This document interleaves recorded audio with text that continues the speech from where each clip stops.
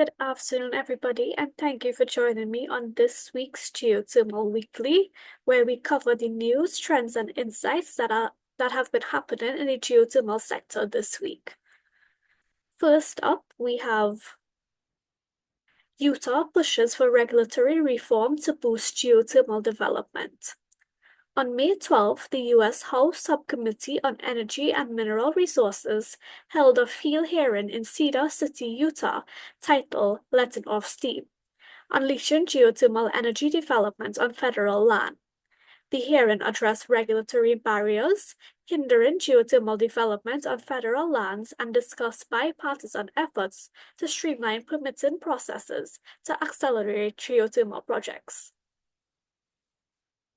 Up next, we have Ormat Technologies reports strong Q1 2025 results and reiterates a full-year guidance.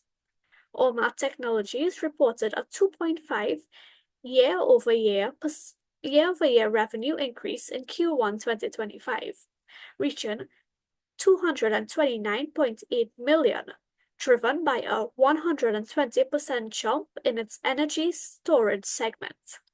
Net income rose 4.6% to $40.4 million, and adjusted EBITDA hit a record of $150.3 million, up 6.4%.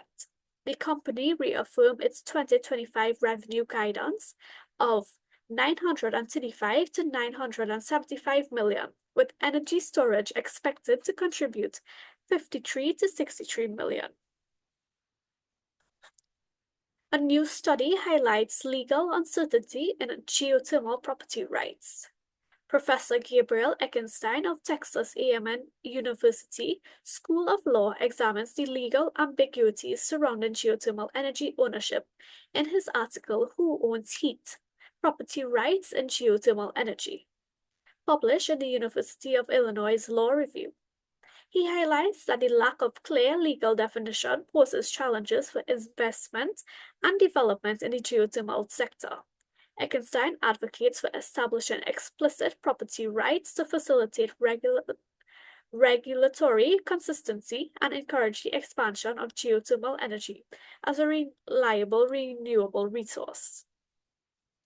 And finally, we have news from the Caribbean, where Dominica advances geothermal power with a 10-megawatt plant.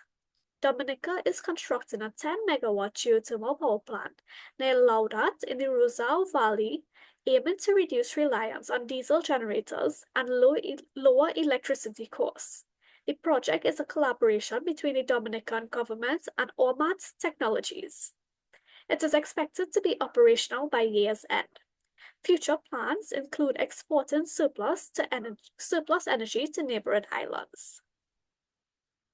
We have come to the end of Geothermal Weekly. Thank you so much for joining me, and I'll see you again next week. As always, our stories can be accessed on the Google Documents. I have it linked to this recording. And yeah, thank you so much for joining me this week.